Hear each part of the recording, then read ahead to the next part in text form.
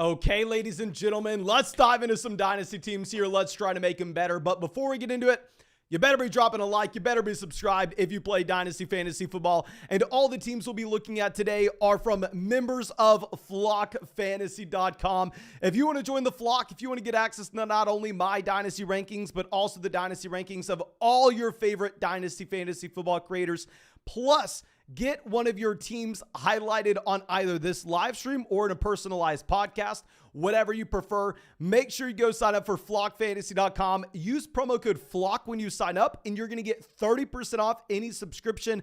Not only 30% off, but on top of that, yours truly is going to go through and break down your Dynasty team. But thank you, ladies and gentlemen. Really do appreciate y'all. Let me give a shout out real quick. Tommy Knows, welcome to being a flocker on this channel. I think we have like 2 to 3 flockers on this channel. Now you are with Mark a Word. I know you're a flocker on flockfantasy.com, on Flock Fantasy YouTube's channel, and now here, Crazy, my man, Crazy. Thank you. But the next thank you I owe is from Tamer Dinosaur, a member of the flock. Thank you so much, my man, for joining. Says, hey, Mason, I'm in a 12-team one quarterback league, and I have the 103. Bijan's for sure gone, and my inclination is to take Jahmyr Gibbs, but would it be better to take Stroud, Young, or JSN if he's there? Any advice in general? Thanks. So thank you so much, my man, for being a member of the flock. And first thing that I need to say is, if you are playing in a one quarterback dynasty league, I am sorry, you are not able to go ahead and take a quarterback there inside the top 5 picks of your rookie draft. Personally, let me go ahead and pull up my one quarterback rookie rankings on flockfantasy.com so I can show you exactly how much lower we have those quarterbacks in a 1 QB league rather than superflex. Because, of course, in superflex, hell yes, I'm taking a quarterback at 2. I'm taking a quarterback at 3. I will take them over Jahmyr Gibbs. I will take them over Jackson Smith-Njigba. However, at a one quarterback format, you just can't do it. In that 1 QB league, instead, you're going to have to take whoever falls to you between either Jackson Smith-Njigba or Jahmyr Gibbs. Now, if for whatever reason you have the option between both of those guys, based on the specific starting lineup requirements that we are looking at with this league in particular, where right now, you are going to be starting one quarterback, 2 running backs, 3 wide receivers, a tight end, and a flex. I would prefer Jahmyr Gibbs in this format over Jackson Smith-Njigba, regardless of whoever we had on this roster.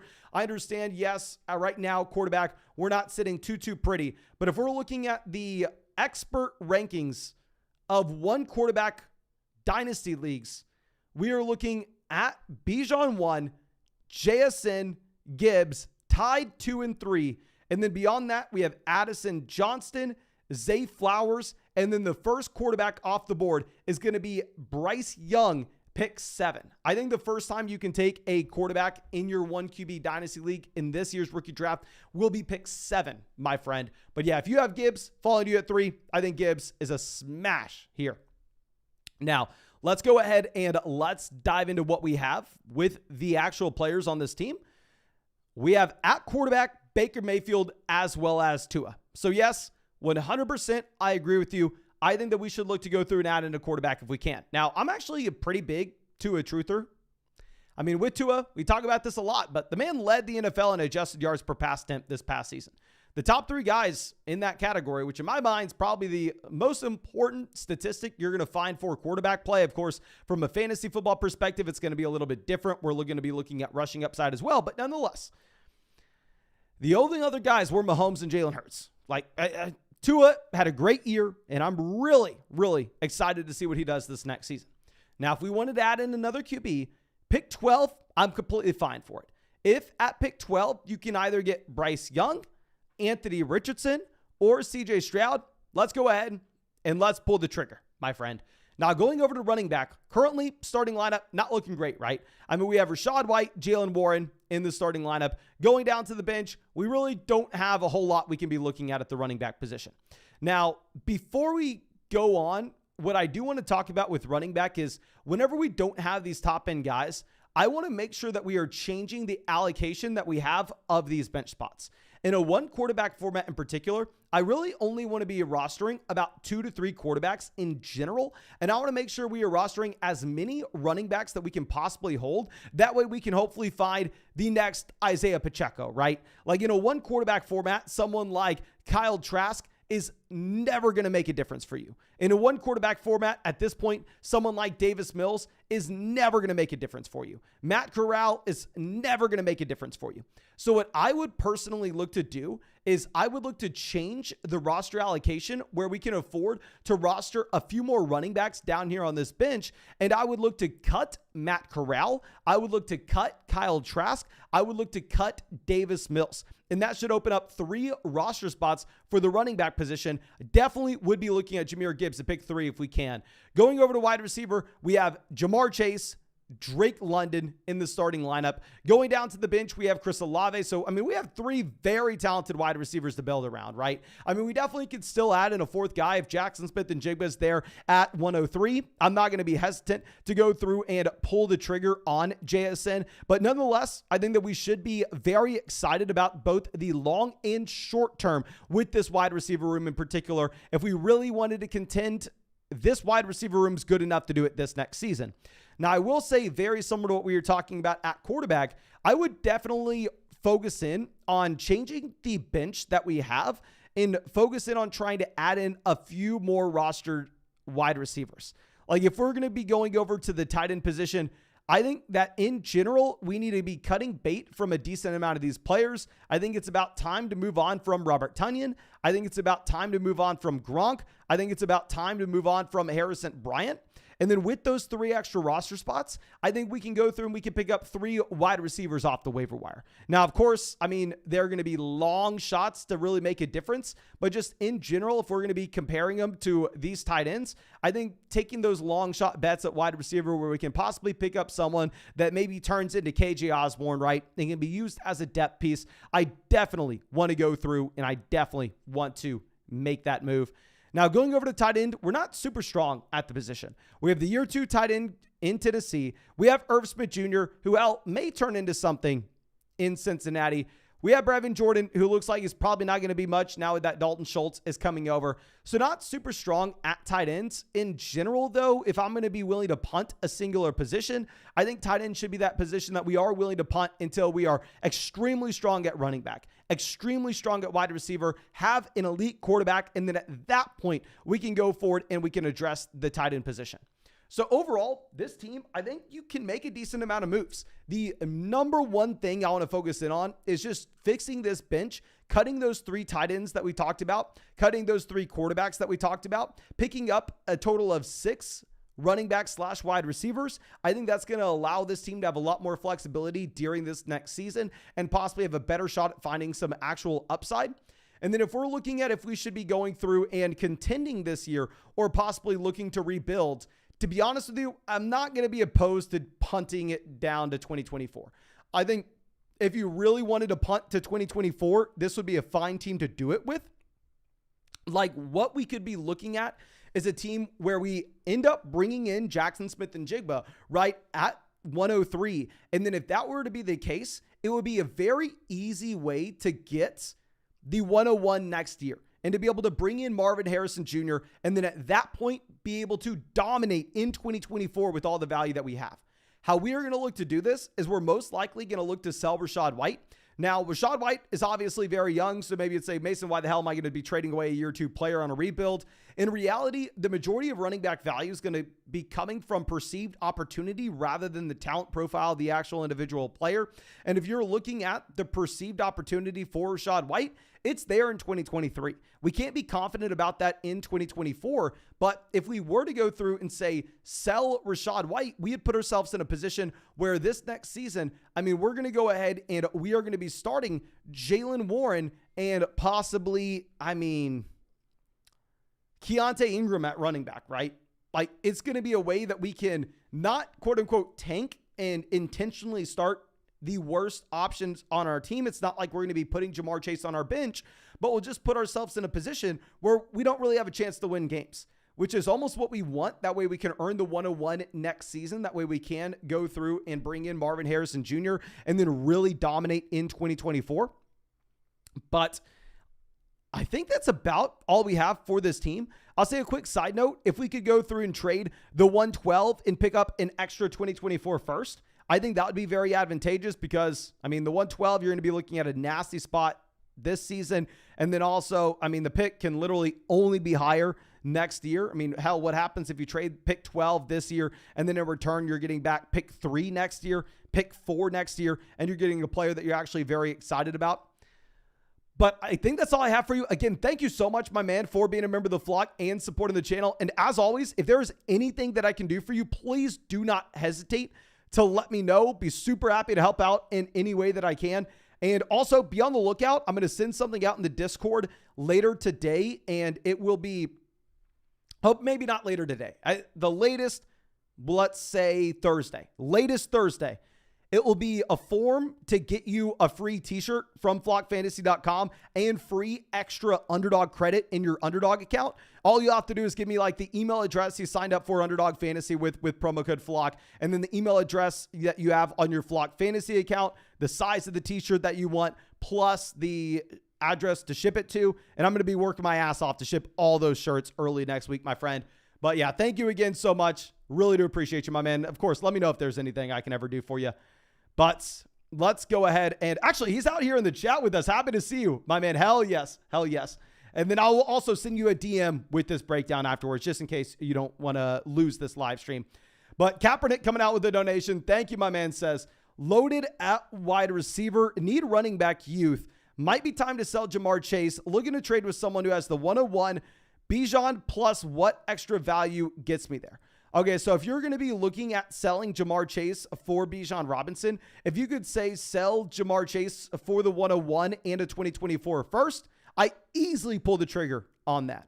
Now, if you were to sell, say, Jamar Chase and you're looking at Bijan Robinson in a future second, there is probably a little tougher. And there, instead, I'm probably going to be taking the Jamar Chase side. So in reality, what I think maybe would be a fair deal is if you were to sell Jamar Chase in a second rounder and get Bijan Robinson and a 2024 first. Can y'all please spam the chat? We have like 130 people out here. What would you rather have? Would you rather have the combo of Jamar Chase and a 2024 second, or Bijan Robinson and a 2024 first? Please let me know what you're thinking. I probably go with Bijan Robinson and the 2024 first if it's a superflex format. If it is going to be a one quarterback format, I probably go with Jamar Chase. But Luke says Chase, Dylan says Bijan, Tyler says Chase, Caliber says Chase, Richard says Bijan.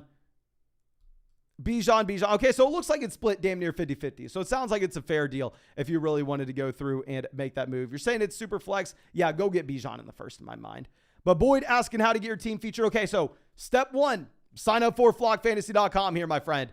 Step 2, send your flockfantasy.com username in the join here section of the Discord. So you can see that under the setup. Let's go ahead and you can see join here. Send your Flock Fantasy username there. And then the devs are going to set you up by linking your Flock Fantasy account, your Discord account, and that will unlock roster submissions under Mason's Flock for you if you signed up to flockfantasy.com with promo code FLOCK, and then you go through and send your team in here. Now, the devs are running a little bit behind on linking accounts right now. That should be done later today. So whenever you do send your name there in join here, please be a little bit patient with us as we are working on so much stuff on the back end.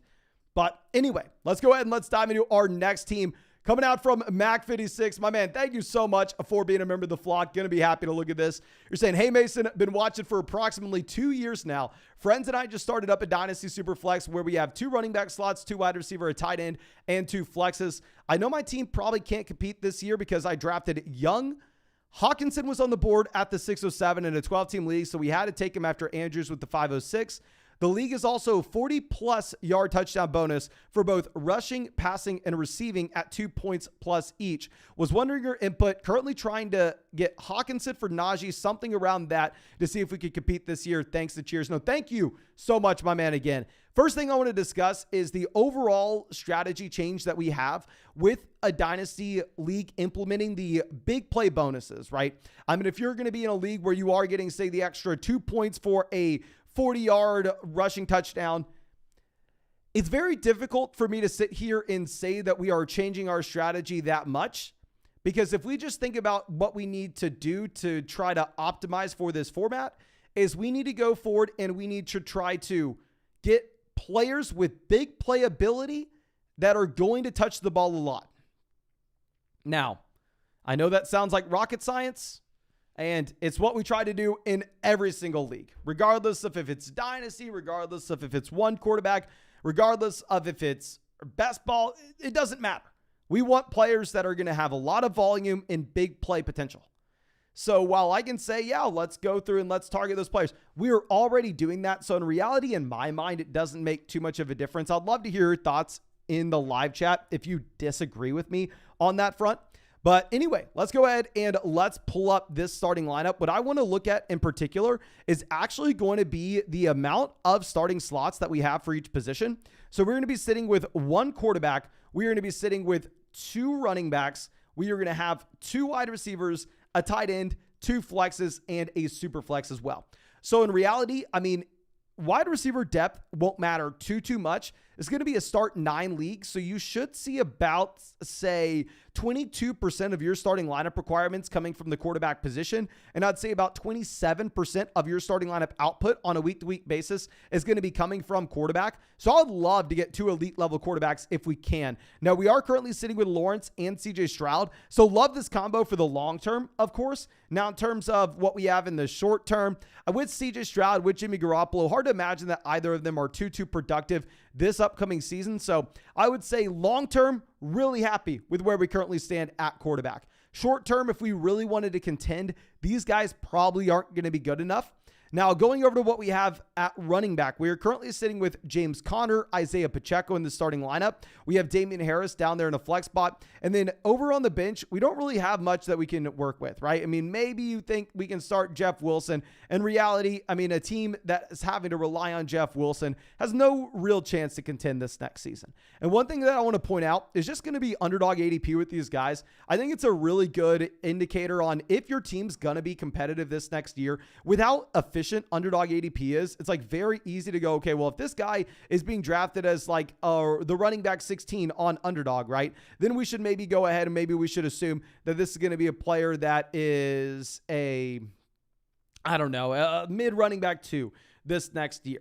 And if we're going to be looking at these running backs that we have, James Conner is currently being drafted as the running back 26. So you have a high-end running back 3 with James Conner. With Isaiah Pacheco, he's being drafted as the running back 23. So we have a low-end RB2 with Isaiah Pacheco. And then if we're going to look at Damian Harris, it's a running back 38. So we have a couple running back 2/3 options on our team, but really not a lot at running back. Wide receiver, we have some guys that are going to be productive in the short term and long term, such as Garrett Wilson, T. Higgins there in the starting lineup. Now going down to the bench, we have Jameson Williams, obviously dealing with the suspension this season. So he's not really going to help us out too much in terms of what we have with this upcoming season's production. But in the long term, if you're a Jameson Williams believer, obviously this can be someone that you're excited about. Going over to tight end, we have Andrews, we have Hawkinson. I understand that you're saying, man, you know what? I mean, we got Andrews in the middle of round 5. We got Hawkinson in the middle of round 6. So I kind of need to go through and look to sell TJ Hawkinson.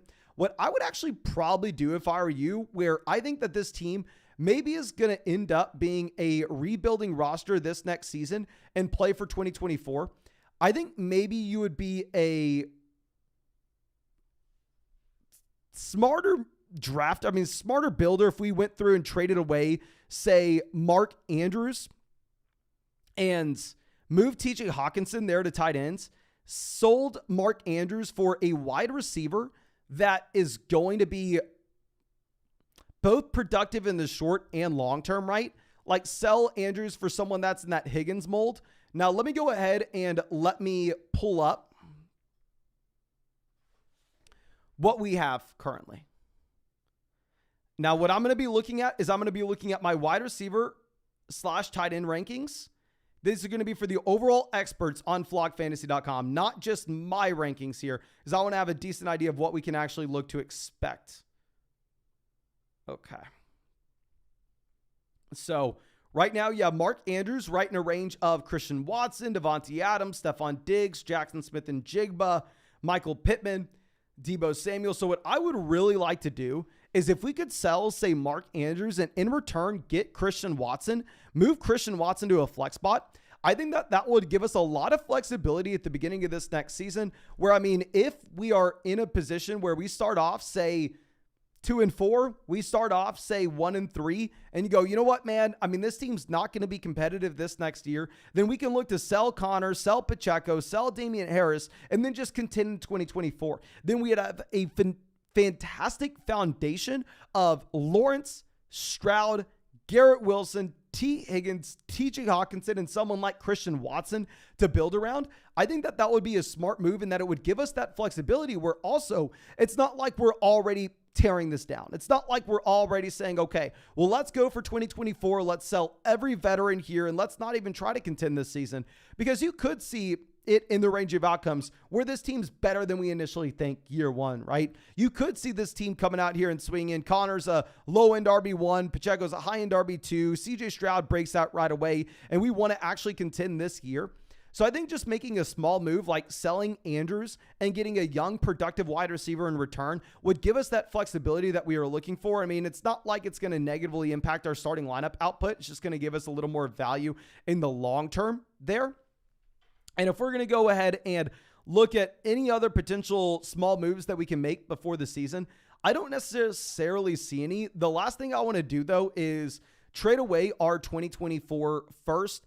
And one thing that I do want to warn against, I don't know if you got into this league just with some random people that you met like through our Discord, if you got through this league with some like random people that you met on Twitter. I am very hesitant to play in dynasty leagues where you can trade out all the way through 2026. This is something that I changed my mind about. Like, y'all know I started playing dynasty in about 2014. And if you would have asked me back in like 2014, 2015, 2016, when I was a dynasty addict, you have no freaking idea how addicted to dynasty fantasy football I was. I would have said, oh yeah, of course you want to be able to trade your first round picks 3-4 years in advance. Of course you need to do that. In reality, after playing for so long, I've just seen too many leagues that were started over the internet just get ruined, because what will happen is naturally you'll have a team that is just bad in general, like a bad dynasty owner that doesn't really know what they're doing, where you have another owner taking advantage, or maybe it's just dumb luck, right? Where a team goes through and they build and they trade away their 2026 pick. They trade away their 2025 first. And then by the time we get to 2025, they have the worst team in the league. And in back-to-back seasons where they should earn the 101, the 102, they get literally nothing in return. And then you're sitting there with a dynasty roster that is worse than you could ever imagine. And you're like, how the hell can we fill this? Nobody's going to take this over. The team that traded for that guy's 2026 first, which turned out to be the 101, was already the best team in the league. And now he's adding the best 2026 rookie in this year's draft. It just does not keep the league competitive. Nobody in my mind has a good enough reason why they should be selling their 2026 picks at this point. Because if we think about it, we are halfway through this offseason, right? We still have an entire other half of the offseason before we get to the actual start of this year. Then we have another entire football season in 2023. Then we have another entire offseason. Then we have another entire football season in 2024. Then we have another entire offseason. Then we have another entire football season in 2025. Before we get to those 2026 picks. Like, if you look at how far that first round pick is, like, it's probably equivalent to going back in time and like right before the pandemic happened. Like that's how long ago that is. That's how far out that is. So I would be very wary of hopping into these leagues where you can sell 2026 picks. If you are going to, make sure that it's a very good commissioner where he is tracking and making sure everybody has their league dues in if they trade a pick that far in advance. Like, if you trade a 2026 first in, you better have your 2024 dues in, you better have your 2025 dues in, and you better have your 2026 dues in. But I hope we were able to help you out there. Again, thank you so much, my man, for being a member of the flock and supporting the channel. As always, if there is anything that I can do for you, please do not hesitate to reach out to me and let me know. Be super happy to help out in any way that I can. Really do appreciate you, my man, and thank you so much for everything. But real quick, we have a donation coming out from Chris. Thank you, says, hey, Mason, single quarterback league, full PPR, no tight end premium. We have Lawrence, Connor, Najee, St. Brown, Garrett Wilson, Christian Watson, George Kittle. I have the 105, the 108. Looking for some strategy with these picks. So 105 is going to be easy. I mean, 105, I think you're in a natural spot to just take whoever falls between Johnston and Addison. Pick 8 is where it's going to get a little more difficult, right? Because pick 8 in that one quarterback format, you're kind of in no man's land where you could go through and you could take Richardson, you could take Young if you really wanted to. If you really wanted to, you could go through and take Zach Charbonnet, you could take Dalton Kincaid, but Zay Flowers will be gone. So wide receiver in my mind is not really going to be in play here. In general, what I would look to do first thing is I'll look to sell the 105 and 108 to see if we could get a top 3 pick. Like if we could sell pick 5 and pick 8 with a team like this and move up to either pick 2 or pick 3. That way we could get either Jackson Smith and Jigba or Jahmyr Gibbs. I think that would make a lot of sense just because pick 8 is so damn bad. And if we can't make that move, I think plan B is to go ahead and look to sell pick 8 and in return get a player that's recently fallen out of favor with dynasty drafters, but still would be a better option than any prospect we'd be looking at in this range. I go through and sell like pick 8 for Najee Harris if the Najee Harris owner is frustrated with him. Those are just a couple different options of what we could be looking at, my man. But again, thank you so much. But let's go through and let's dive into our next team. Here we have a long-time member of the flock in John. My man, thank you so much for being a member of the flock for so damn long now, saying, hey, Mason, second year of a 12-team half PPR Superflex Dynasty League. I drafted old and running back heavy. I traded Aaron Jones midseason for what turned out to be the 103. Hell yes.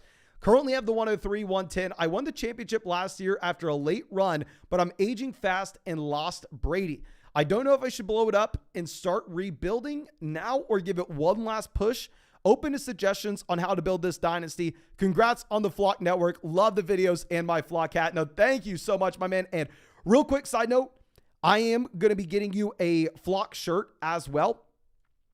I'll announce more details on the Discord later this week, but essentially it's going to be like a Google form where all you have to do is you'll have to give me the email address you signed up for Underdog with promo code FLOCK. Give me your Flock Fantasy email address, and then give me the address you want the shirt shipped to, and then the size of the t-shirt that you want, my friend. But obviously, just like the hat, going to be free. So excited to get that in your direction, my man. But yeah, let's go ahead and let's dive into this team. Starting off with the overall settings, where this is a 12-team league, like we already mentioned, but I want to look at the amount of starting lineup requirements that we have at each position. So we are going to have to zoom this way the hell out. I apologize about this view. Let's see if we can make this look reasonable. Okay. I don't know why this is zoomed in so much, but nonetheless, we'll make it work. So we're going to be starting 1 quarterback, 2 running backs, 2 wide receivers, a tight end, 2 flexes, and a super flex. So we're going to be starting 9 guys. Real quick, I love the fact that we have the little emoji there saying that they are championship winners. That is awesome. But anyway, we're starting 9 guys, 2 of which are the quarterback position. So if you're looking at the overall percentage of this quarterback position that should impact your starting lineup output, I would say we should expect about 26 to 27% of our points per game coming from the quarterback position in this league.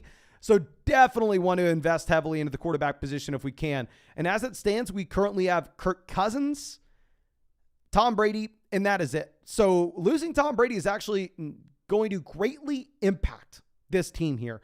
Now, we got so lucky that we were able to go ahead and trade away Aaron Jones for the 103.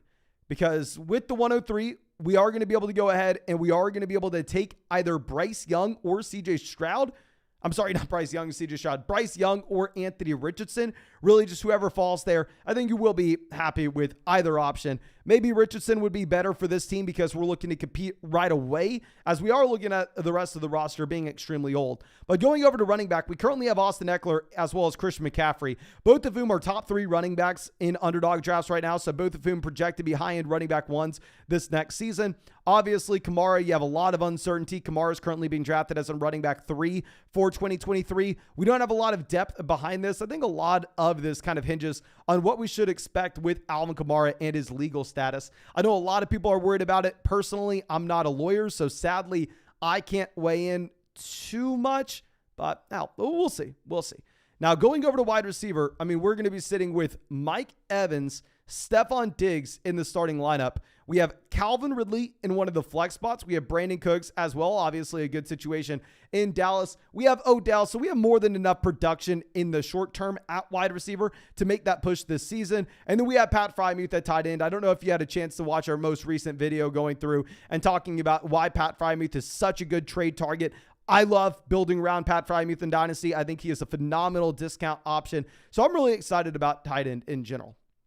Now, I think this is something that a lot of people deal with, right? I mean, you're in a situation where, yeah, at the end of the day, this team is not set to contend for 2 to 3 years. Like, it's not like anything can happen where we go, you know what, man? Yeah, I mean, we're going to be able to be competitive in 2024 and 2025. The wheels will fall off this team shortly. Mike Evans was drafted in 2014. Stephon Diggs at this point is pushing 30. Christian McCaffrey, as well as Austin Eckler, both are going into year 6. Kirk Cousins has an uncertain future. Calvin Ridley, even though he was drafted in 2018, is pushing 29.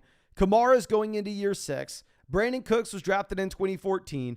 Brady's already retired. I mean, Allen Robinson, Odell Beckham Jr., both drafted in 2014. Robert Woods has already fallen off.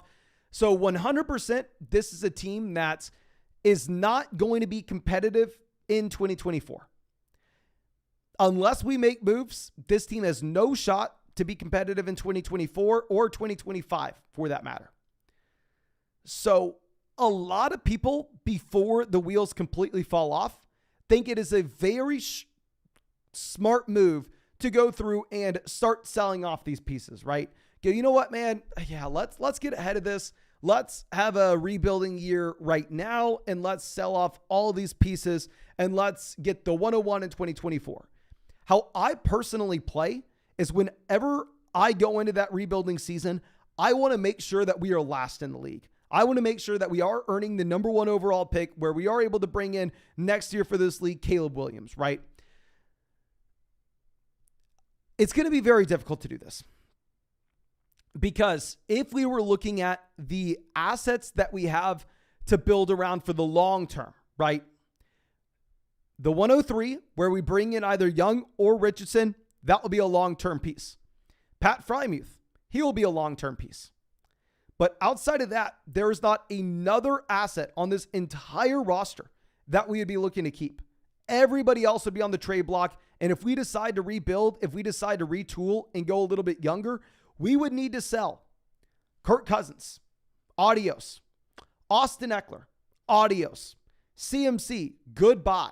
Stephon Diggs, smell you later. Mike Evans, adios. Like Calvin Ridley, bye. Alvin Kamara, bye. Brandon Cooks, bye. So in reality, while yes, in a vacuum, if we could go through and if we could get fair market price and sell all these guys for 2024 first, sell all these guys for 2025 first, we would do it. And it's very easy to make those moves if you say only have Eckler and Christian McCaffrey, right? Or you only have CMC and Stephon Diggs that you'd have to look to go ahead and sell.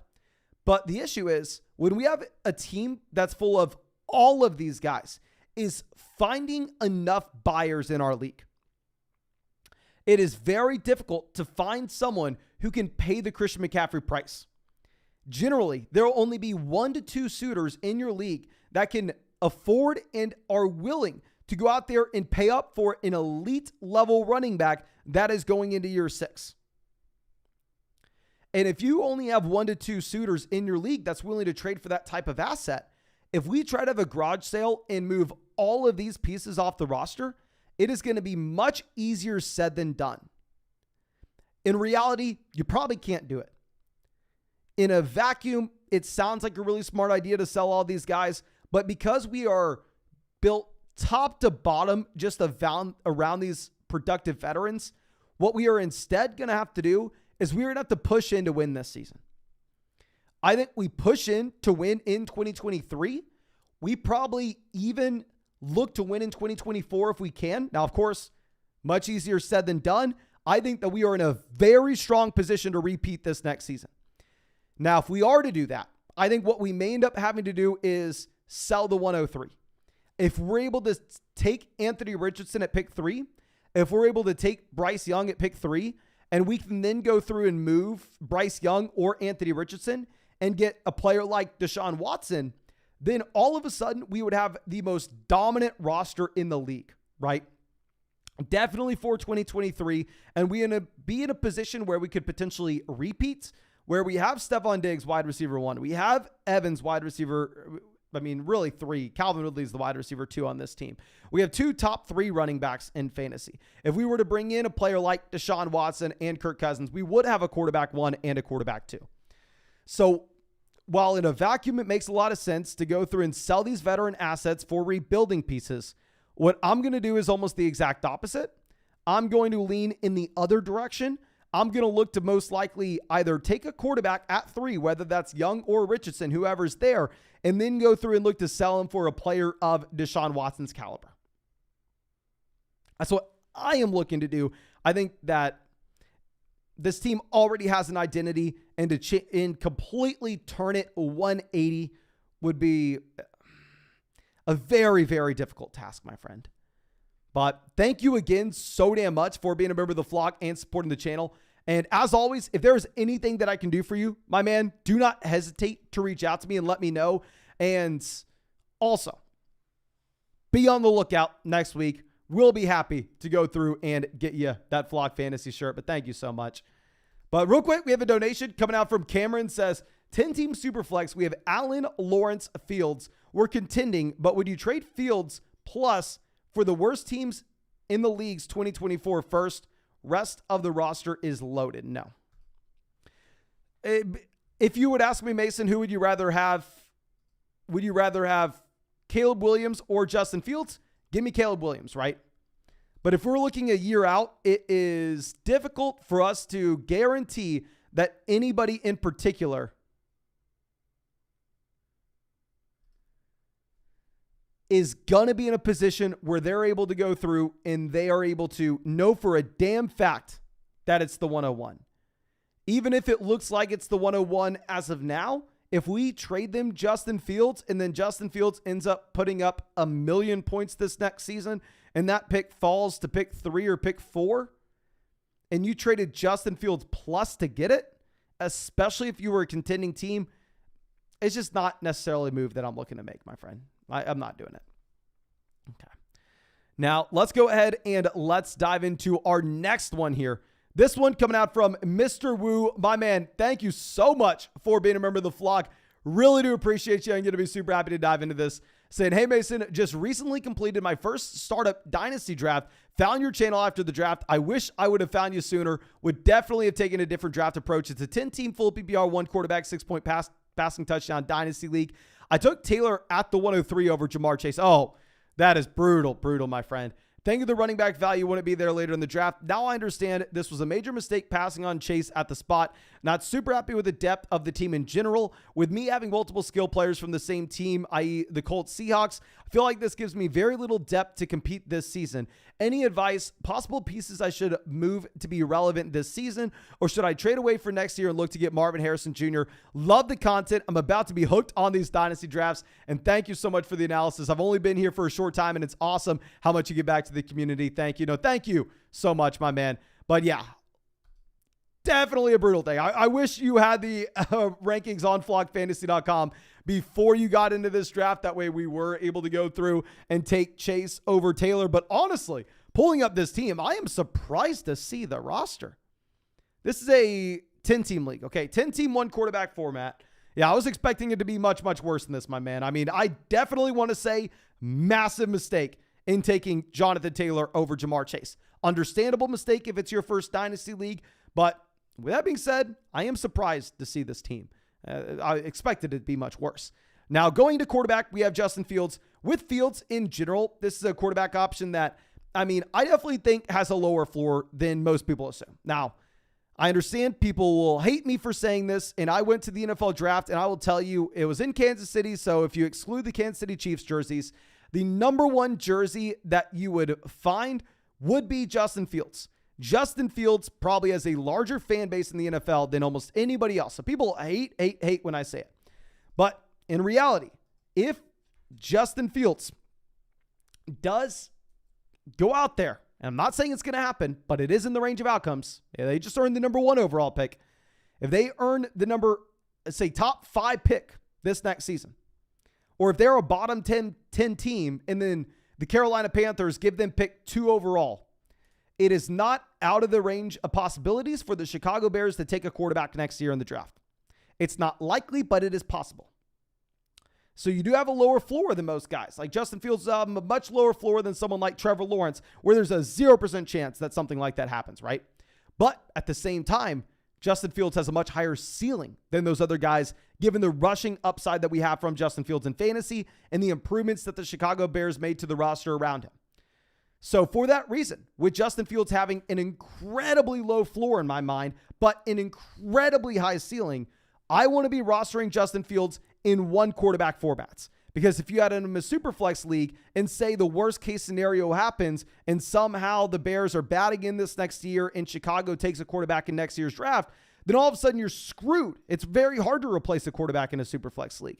But in a one quarterback format, if that happens, you're chilling. You're going to be able to easily replace that guy. And in reality, Justin Fields has so much upside. He's a great target in a one quarterback format. I'm not a big fan in Superflex, however. But this is a one quarterback league, especially 10-team format. Love that quarterback room, especially having Kyler Murray and Matthew Stafford here as well as my friend. I think Kyler Murray is in a great spot long-term in terms of the improvements the Arizona Cardinals made. Right now, it looks like they'll most likely get the number 1 and number 2 overall picks in next year's draft. So they're probably going to get a massive, massive haul for one of those. But anyway, going over to running back, we're going to be looking at JT, Travis Etienne in the starting lineup, both of whom are top 5 running backs in Dynasty. We have A.J. Dillon down there as a small depth piece. I mean, not great in a 10-team league to have A.J. Dillon at running back 3, but it's acceptable. Definitely not a lot of depth beyond this, but specifically in a 10-team format, I'm not going to care as much about the depth as I would just care overall about the top-end assets. Going over to wide receiver, we have T. Higgins, we have Michael Pittman. And I do know you were talking about like, oh, okay, well, Mason, I mean, I have multiple Indianapolis Colts skill positional guys on my team. I have multiple Seattle Seahawks skill positional guys on my team, and referencing that as if it was a bad thing. My friend, please don't think that's a negative thing. I actively go after trying to find multiple skill positional guys on the same team. If I were to say have a player like T. Higgins, I would be more excited about having T. Higgins on a roster with Jamar Chase. Because when you go through and whenever you stack together multiple skill positional guys on the same roster, what you are actually doing is you are making one concentrated bet that's just the overall offense is better than people expect, right? So yeah, we have Taylor and Pittman. But if Anthony Richardson goes out there and Richardson's much better than people expect, and all of a sudden the Indianapolis Colts are a top 5 to 10 offense, you are going to hit on both Taylor and Michael Pittman. Both of them will exceed expectations this next season. Now, of course, if Anthony Richardson is much worse and say the Indianapolis Colts are a bottom 5 to 10 offense this next year, then what you're going to have is you are going to have both of these players disappointing. So while it will raise your floor, it will also lower your ceiling.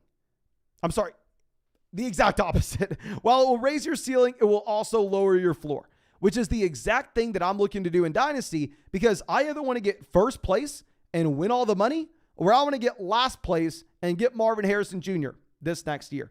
So wide receiver, having Higgins, Pittman, having JSN, Lockett, I actively like having multiple skill positional players on the same team. Going down to the bench, we don't have a lot of depth. We have Jameson Williams coming off a suspension, but in reality, at the end of the day, we're not going to need that much depth. It's a 10-team format. We're chilling. Going over to tight end, we have the number 1 overall tight end in Dynasty in Kyle Pitts. So, I mean, we're very happy there. So I expected once you said, man, you know what? This was my first Dynasty league. We made a massive mistake. We took Jonathan Taylor over Jamar Chase. I thought we were going to pull up a garbage team and say, yeah, no, you have to go through and you have to look to start selling some of these assets and look to try to get Marvin Harrison Jr. next season. In reality, I think this team's good enough to have a shot to compete this next year. I'm not going to look to really make any trades as of today. I do want to talk about the possibility of two different things happening, right? One is we get to the season and say maybe Jonathan Taylor tears his ACL. But not saying it will happen, but obviously injuries happen every single season. Just say something really goes wrong and we start off the season like 1-3, 1-4. Then at that point, yes, we're going to start selling players and we're going to start going for 2024. At that point, we're going to sell these veteran assets. Michael Pittman would be on the trade block. A.J. Dillon would be on the trade block. Tyler Lockett would be on the trade block during the season.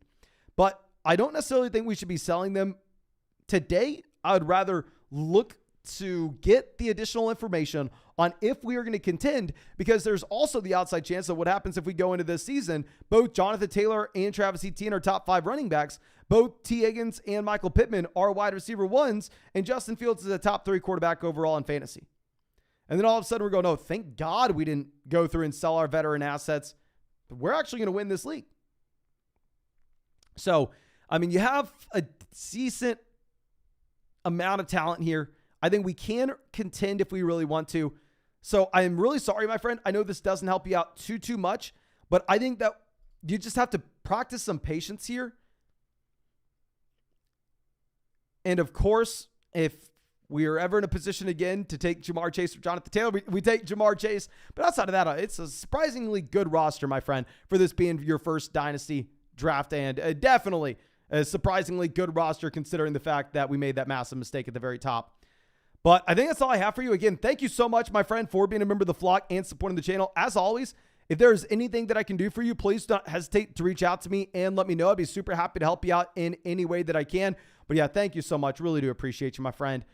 Now, real quick, we have Keegan coming out. Thank you. Says, hey, Mason, just purchased the Mother Flocker tier and I've entered my information in the join here for my features and haven't heard back yet. Thank you for your content and can't wait to explore the site. No, thank you so much. First off, you should have access to everything on flockfantasy.com already. You should be able to go through and look at all my rankings, all the rankings of everybody there, all the premium articles, videos, draft guides, etc. You should be able to even upload your own articles and rankings if you would like to, my friend, if you are a Mother Flocker on the site. So if you sent your name in the join here tab on the Discord, the developers later today are going to go ahead and they're going to link your account where then you will get access to that roster submission on Mason's Flock. You should already have access to everything on the site. I'm sorry if your account has not been linked yet. Just give them a little bit of time and they're going to go through and they'll link it for you. It's not automatic. So they go through and they do it about every 2 days and then get that list and update everybody. They'll let you know whenever they do have it for you, my friend. But yeah, thank you so much. And I think that's it for what we have with this live stream. Really do appreciate y'all. As always, if you want to join the flock, flockfantasy.com, use promo code FLOCK. We will have a live stream later this weekend where we go through and have live interviews and invite y'all on the channel as well. I've been having a lot of fun doing that. And yeah, when you sign up for flockfantasy.com with promo code FLOCK with that Mother Flocker tier, you not only are you going to get access to so much premium content and rankings, but yours truly will go through and break down your Dynasty team in a podcast. And if you're a member of flockfantasy.com and you signed up to Underdog Fantasy, whether or not it was 2 years ago, a year ago, last year, with promo code FLOCK, just make sure you be on the lookout in the Discord later this week. I'm going to get some exclusive merch going y'all's way for free. And then also we're going to get you some extra Underdog credit in your account. So yeah, super excited about both those things. I've worked my ass off to get it for y'all. But thank you again, ladies and gentlemen. Really, really do appreciate y'all and really do hope y'all have a great day.